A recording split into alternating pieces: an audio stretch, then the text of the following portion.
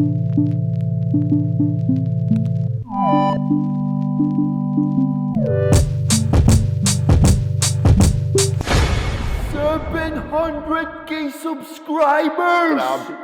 Sikat na talaga ako ba? Yes! Mayaman na ako nito ba? Di ba 700 yan? Tapos may mag-share niya na 300K. Tapos maging 1 million views yan. Lahat ng i-upload ko nito, 1 million views na talaga bro. Yay! Wow! Gusto talaga yung last upload ko. Siguro mga 2 to 3 million views na yun ngayon ba?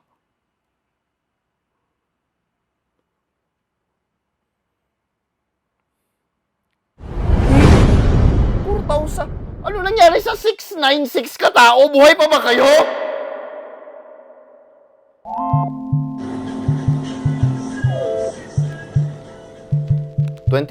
Nag-upload ako ng mga videos dito sa YouTube. OFW pa ako nun sa Dubai. Gumawa ako ng mga skit, ng mga vlogs para sa family and friends ko na nasa Pilipinas.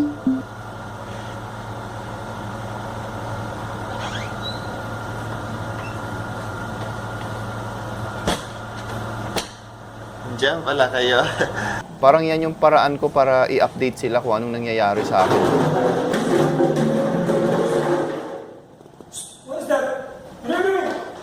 Nag-enjoy talaga ako sa pag-film, sa pag-edit ng mga videos, kasi na-exercise yung creativity ko, nagagamit ko siya. I love cats. Natuto ako mag-edit sa mga YouTube tutorials, yung mga ganun, nakikita ko ng mga vloggers, ina-apply ko yung mga natutunan ko sa mga videos na ina-upload ko.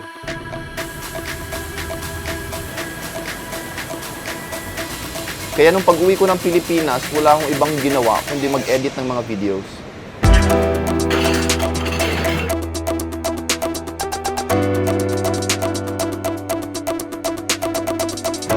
Hi.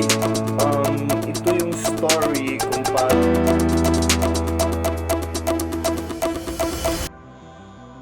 Videos na kahit ano lang talaga, literal na parang napaka-random talaga na pagka-edit ng mga videos.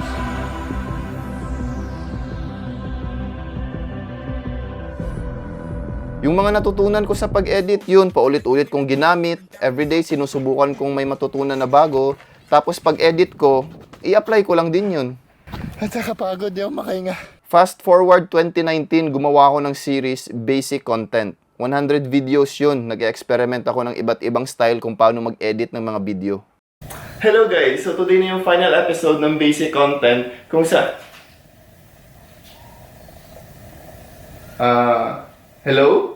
Hi! Every minor detail, umaabot ng ilang minuto yung paghanap ng perfect angle. Tapos 3 seconds ko lang gagamitin yung clip. New editing effects na mga natutunan ko, ina-apply ko kagad sa mga ginagawa kong video. Wag na natin pag-usapan ng color grading. At syempre yung oras-oras na ginamit para mahanap yung music na babagay dun sa video na ginawa mo. Yan na, bye!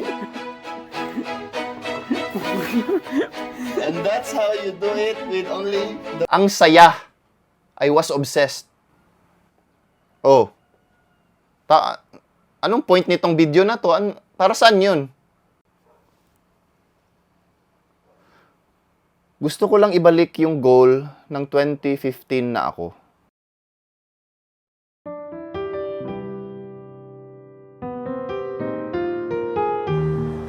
It's 4 p.m. I'm out. I'm out. Kasi 'di ba napansin niyo ba as we learn and grow, parang nag-iiba yung ating mga gusto sa buhay, nag-iiba yung priorities, nag-iiba yung mga goals.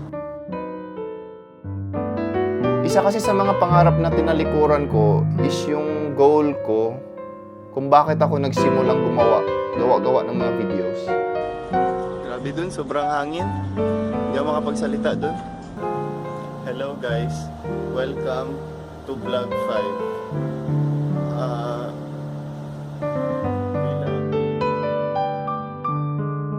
Gusto ko siyang balikan.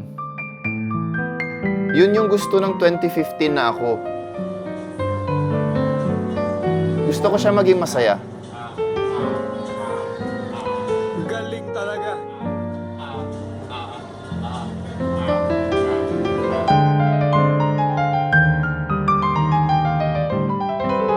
Channel ko, patay pa rin ba? Still dead. Patay na patay.